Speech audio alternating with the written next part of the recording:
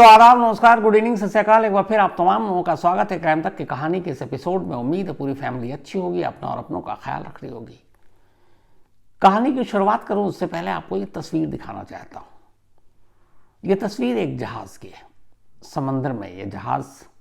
और अगर आप ध्यान से देखें तो एक जंग पुराना ये जहाज, लेकिन विशालकाय है, काफी बड़ा है। अब क्या आप यकीन करेंगे कि इस एक जहाज के लिए दो सुपर पावर, अमेरिका और रूस, दोनों इस कदर आपस में लड़ बैठे। और कहते तो ये हैं कि मामला यहां तक चला गया था कि शायद न्यूक्लियर वॉर छिड़ जाए, लेकिन रूस ने ऐसा कुछ किया नहीं और अब बातचीत के जरिए इस मसले का हल निकाला जा रहा है। इस जहाज की पूरी कहानी और इस जहाज में ऐसा क्या है जिसके लिए अमेरिका और रूस आमने सामने आ गए, उससे पहले थोड़ी सी समंदर की भी जानकारी ले लेते हैं। इस पूरी दुनिया में जो तमाम देश हैं, 200 से ज़्यादा यूएन के हिसाब से मेंबर जो हैं, उनमें ज़्यादातर क्या, सभी देशों की अपनी एक सरहद होती है, एक सीमा होती है। और उसी सरहद और उसी बॉर्डर और उसी सीमा के अंदर वो देश, उस देश के लोग, उनकी नागरिकता, उनके कानून, संविधान सब चलते हैं और वो पूरे देश पर लागू होता है। तो हर देश ने अपनी सरहद तो नाप रखी है कि उसकी सरहद कितनी लंबी चौड़ी होगी। हर देश की अपनी सीमा है, उसके बाद दूसरा देश शुरू हो जाता है। लेकिन कभी आपने सोचा है कि ये जो समंदर है, जो पूरी दुनिया का लगभग 1/3, कहते हैं ना कि पानी समंदर ही है, तो ये जो बहुत सारे ऐसे देश, अगर आपने कभी समंदर में सफ़र किया हो तो समंदर में चले जा रहे हैं, पता ही नहीं चलता है, और उसके इर्द गिर्द कोई देश नहीं, कोई द्वीप नहीं। तो समंदर के उन इलाकों पर किन देशों का कब्जा होता है? जैसे एक देश की सरहद है तो पता है कि ये देश की सरहद के अंदर है, इसकी हुकूमत है। समंदर पर किसका कब्जा होता है? क्योंकि जब तक समंदर की हम गहराई को नहीं समझेंगे, फिर इस जहाज की असलियत समझ में नहीं आएगी। तो असल में होता यह है कि इस पूरी दुनिया में जितने भी समंदर हैं, 64%, 64% समुद्री हिस्सा, लगभग 2/3, वो किसी के देश के अंडर में आता ही नहीं। मतलब वो एक तरह से एकदम बिल्कुल आज़ाद है, ना किसी उसके देश की हुकूमत है उस पर, ना किसी देश का कानून चलता है। 64% पूरे समंदर का जो इलाका है वो किसी भी देश का नहीं, ना किसी देश का उस पर अधिकार जता सकता है। तो फिर उन समंदर में क्या होता है? और जो 64 को छोड़ दें तो बाकी के 36 का क्या है? तो ऐसे अपने इंडिया के हिसाब से इसका बेस्ट एग्जाम्पल लेते हैं। जैसे अपना इंडिया जो एक प्रायद्वीप है, प्रायद्वीप मीन्स ये कि जिसके बॉर्डर, सरहद समंदर से भी लगते हैं और ज़मीन से भी लगते हैं। तो पाकिस्तान हो गया, नेपाल हो गया, बांग्लादेश हो गया, इन सब के सरहद हमारे ज़मीन से लगते हैं। अब जैसे श्रीलंका है तो समंदर से लगते हैं। तो भारत जो प्रायद्वीप है, इसकी जो ज़मीन वाली जो सरहद है उसको छोड़ दें तो हमारा जो पूरा भारत जो फैला हुआ, वैसे अगर ज़मीन के हिसाब से देखें तो लगभग 75,000 किलोमीटर, एग्जैक्ट है 75,016.6 किलोमीटर के दायरे में पूरा इंडिया है। ये ज़मीनी क्षेत्रफल मैं बता रहा हूँ। अब इसी 75,000 में जो इंडिया फैला हुआ है, इसमें से 9 स्टेट ऐसे हैं हमारे देश के, या 9 राज्य, और 4 यूनियन टेरिटरी यानी केंद्र शासित राज्य। जैसे केंद्र शासित में दिल्ली भी है, चंडीगढ़ भी है, और भी बहुत सारे हैं, अंडमान है। तो 9 स्टेट और 4 यूनियन टेरिटरी वो हैं जो ज़मीन के साथ, जिनकी बॉर्डर समंदर से भी जाकर लगता है। मतलब हमारे पूरे स्टेट में से 9 स्टेट और 4 केंद्र शासित प्रदेश, इनकी सरहद समंदर से भी लगती है।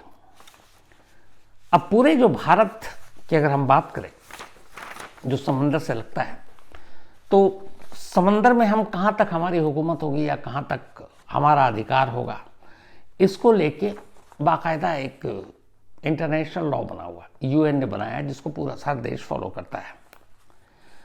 अब जैसे हमारा अगर मान लें किसी भी समुद्री अधिकार को कि कितना किसका मालिकाना हक होगा उस समंदर पर, उसको 3 कैटेगरी में बांटा जाता है।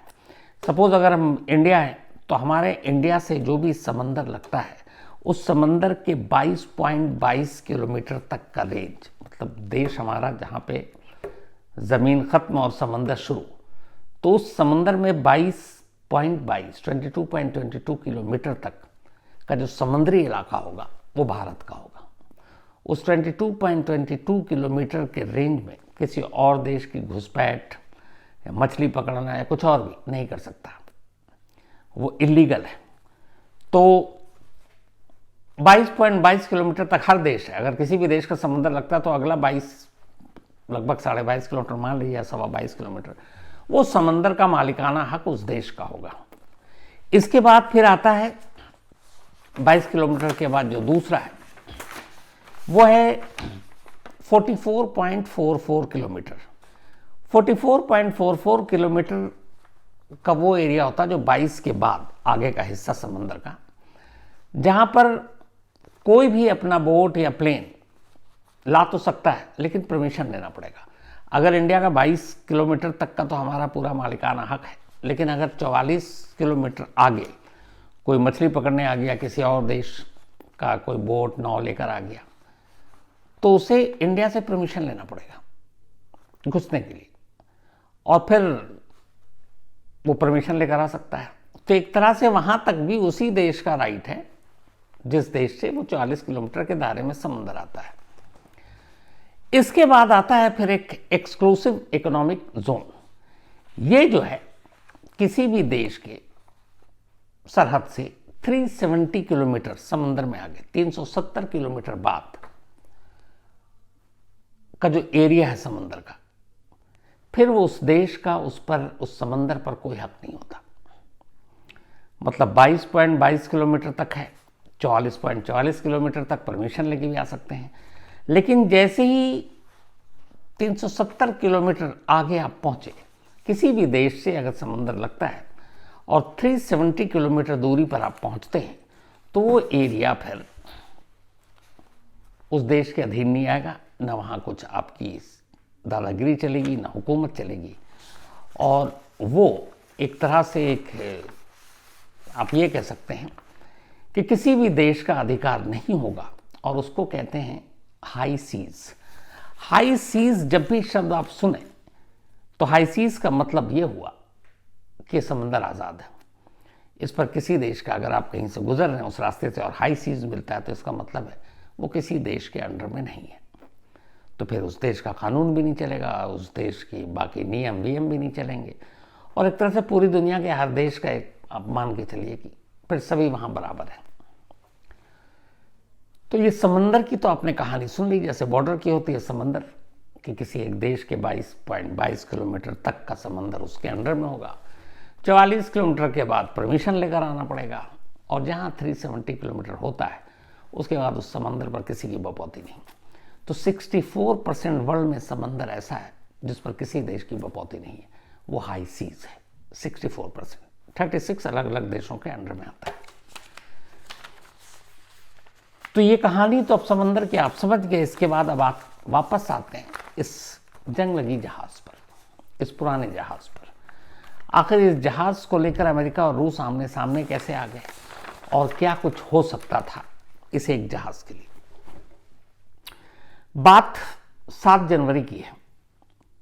आपको याद होगा 3 जनवरी को अमेरिका ने वेनेजुएला के जो प्रेसिडेंट हैं और उनकी वाइफ वेनेजुएला की राजधानी में घुसकर उन दोनों को किडनैप किया और अपने साथ अमेरिका ले गए। ड्रग्स के मामले में इल्ज़ाम लगा करके अब उनके ऊपर मुकदमा चलेगा।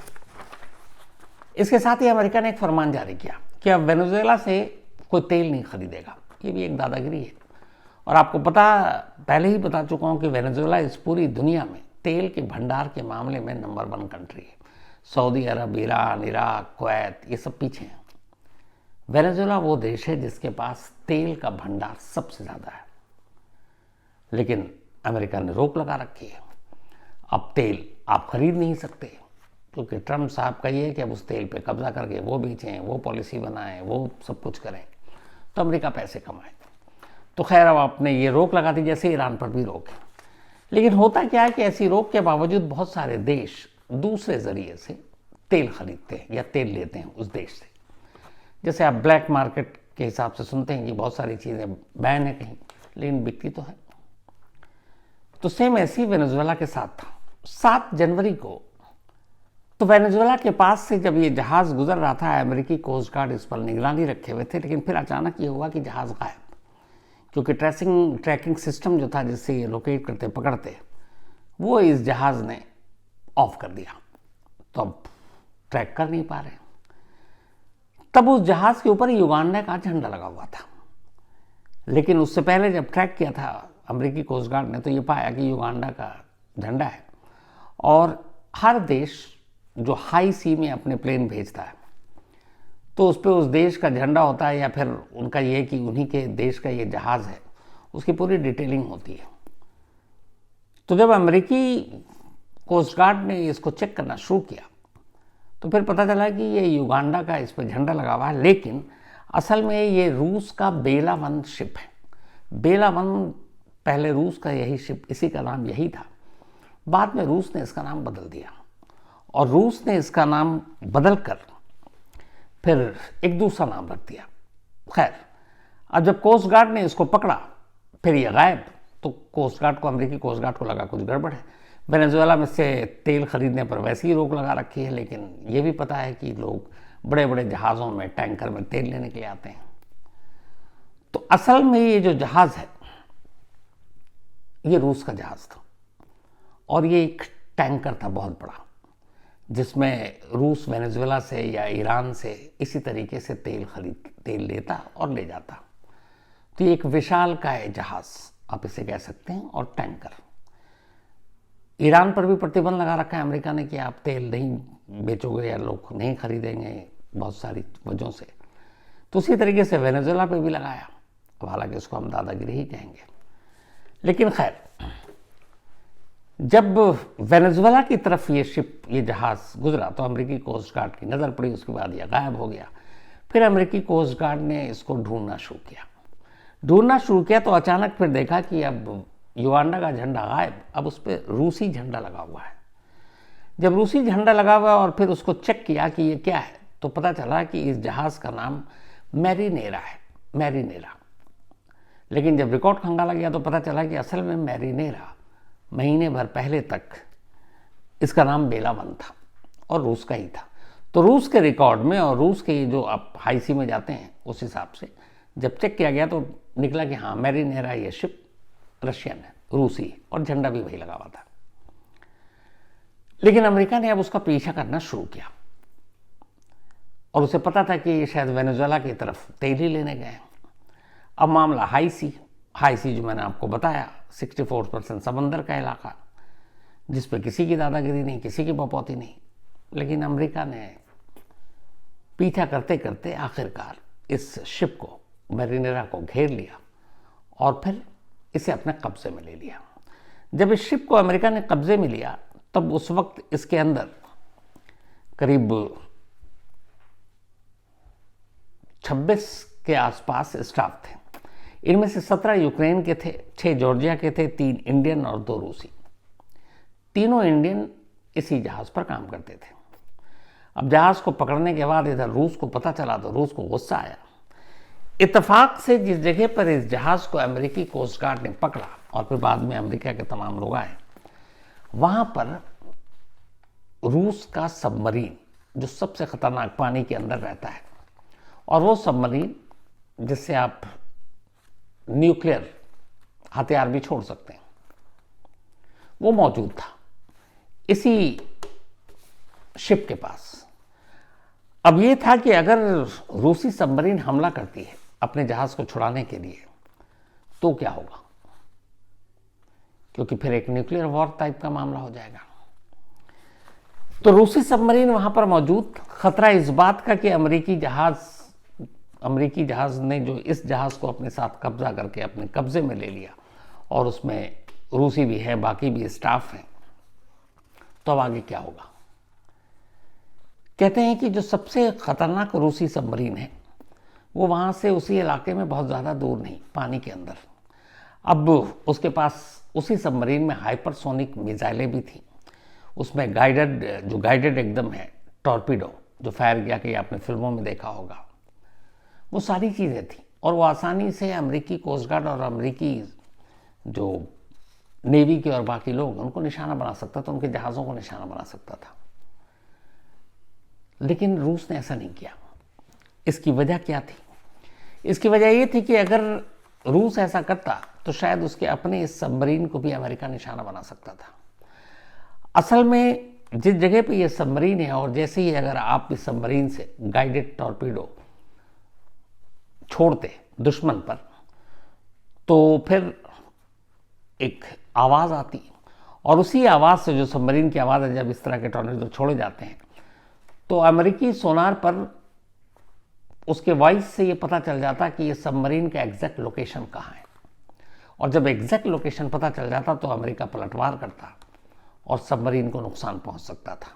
दूसरा, फिर ये ऐलान में जंग हो जाता। तो दोनों चीज़ें थी।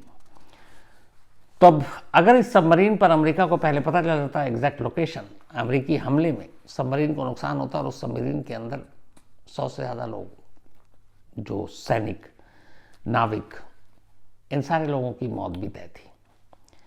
फिर यह भी था कि क्या एक इस रंग लगी जहाज़ को छुड़ाने के लिए रूस अपनी इस बेशकीमती और इतने महंगे सबमरीन को मतलब गंवाने का जोखिम ले सकती थी? क्योंकि एक्सपर्ट का यह मानना है कि अगर इस सबमरीन के सामने उस जहाज़ की कीमत देखें तो शायद उस जहाज़ में तेल ही लेने के लिए गए थे वहाँ पर, तो जहाज़ की कीमत ज़्यादा से ज़्यादा $1-8 मिलियन होती या कुछ $1 मिलियन होती।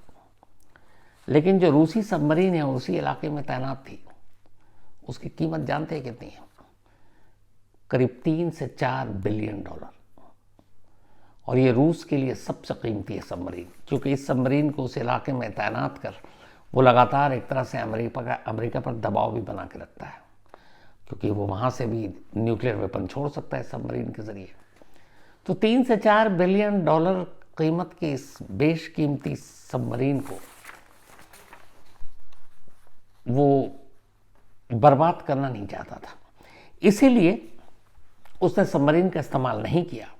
और रूस ने बाद में यही कहा कि ये लोग एक सारे मिशन पर गए हुए थे और इंटरनेशनल लॉ के हिसाब से ये समंदर का इलाका अमेरिका की बपौती नहीं, उनकी जागीर नहीं है, ये हाई सी है, और वो रास्ता भटक गए थे, तो इसलिए उनको छोड़ दें वरना अंजाम बुरा होगा। बातचीत हुई। अमेरिका ने 2 ही इस जहाज़ पर सैनिक थे, उन दोनों को तो छोड़ दिया, लेकिन जो हमारे 3 भारतीय हैं और बाकी लोग हैं भी, यूक्रेन के, जॉर्जिया के, उन्हें नहीं छोड़ा है। और अभी बातचीत चल रही है और अमेरिका का ये कहना है कि इन्होंने इंटरनेशनल कानून का उल्लंघन किया है, इन्होंने वेनेजुएला में तेल खरीदने की कोशिश की है, जबकि हमने रोक लगा दी। अब वेनेजुएला से तेल खरीदने का फरमान अमेरिका ने जारी किया, ये इंटरनेशनल लॉ या फिर यूएन की तरफ से तो है नहीं, तो जाहिर सी बात है इसे भी आप गुंडागर्दी ही कहेंगे, दादागिरी कहेंगे, और क्या कहेंगे। लेकिन जो एक्सपर्ट है उनका ये कहना है कि अगर गलती से इस जहाज़ को छुड़ाने के लिए कहीं रूस सबमरीन का इस्तेमाल कर लेता तो फिर पलटवार अमेरिका भी करता और एक जहाज़ के लिए ये जंग तय थी। अभी भी मामला ठंडा नहीं हुआ, तनाव बिल्कुल यूएस और अमेरिका के बीच में इस एक जहाज़ को लेकर, और जहाज़ अभी भी अमेरिका के कब्जे में है। अब देखना है कौन सी बातचीत के बाद ये मसले का हल होता है। लेकिन मानना पड़ेगा कि जब यूएन तक ने कानून बना रखा है कि भैया समंदर की सीमा ये है, समंदर का इतना इलाका इसका है, ये फ्री है, तो जो बाकी के फ्री वाले हाई सी हैं उस पर भी गुंडागर्दी जारी है। तो ये थी आज की कहानी ख़त्म करो उससे पहले वही अपना सिलसिला। आज संध्या पटेल खान, इनका बर्थडे है, तो हैप्पी बर्थडे संध्या, आप हमेशा अच्छी रहें, खुश रहें। एंड सॉरी बीच में बड़ा लगातार बिजी था तो केक भी आपसे वो वाला नहीं खा पाया, कोई नहीं, फिर कभी। तो संध्या हैप्पी बर्थडे। और ये वाइफ हैं संध्या शम्स खान की, इन दोनों से मिला था और अच्छा भी लगा मिलकर, तो थैंक यू। साथ ही शालू चौधरी, इनका भी बर्थडे है, तो हैप्पी बर्थडे शालू चौधरी जी। और ये जो लिखा है इन्होंने शायद ये कि यूपी पुलिस में इनका सिलेक्शन भी हो गया है, तो कांग्रेट्स शालू। और जब आप ज्वाइन करें तो बताइएगा, पक्का किसी दिन मुलाकात होगी। और ये भेजा है अक्षय मंधन ने, अक्षय साहब की सिस्टर हैं शालू। मानसी प्रांच पे, इनका भी बर्थडे है, तो हैप्पी बर्थडे मानसी। और ये भेजा है नमिता एंड रोहन ने, इनकी बेटियां हैं मानसी। साथ ही जोएल मार्कोस, इनका भी आज बर्थडे है, तो हैप्पी बर्थडे मिस्टर जोएल।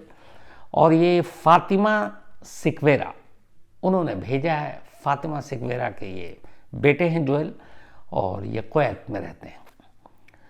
साथ ही वेदाश्री, इनका भी आज जन्मदिन है, तो हैप्पी बर्थडे वेदाश्री। और ये रमेश चौहान की बिटिया हैं। इसके अलावा निशु, इनका भी बर्थडे है, तो हैप्पी बर्थडे निशु। और ये उपासना है नरेश पाटीदार, इनकी बिटिया है। अकील अहमद, इनका भी बर्थडे है, तो हैप्पी बर्थडे अकील। तो इसके साथ ही कहानी में आज इतना ही। अब आपसे मुलाकात होगी मंडे रात 9 बजे किसी नई कहानी के साथ। वैसे संडे यानी कल रात 11 बजे आज तक पर आप क्राइम कहानी विश्राम चाहें तो देख सकते हैं। वैसे मुलाकात होगी मंडे रात 9 बजे। तो तब तक अपना और अपनों का ख्याल रखिएगा। Thank you very much.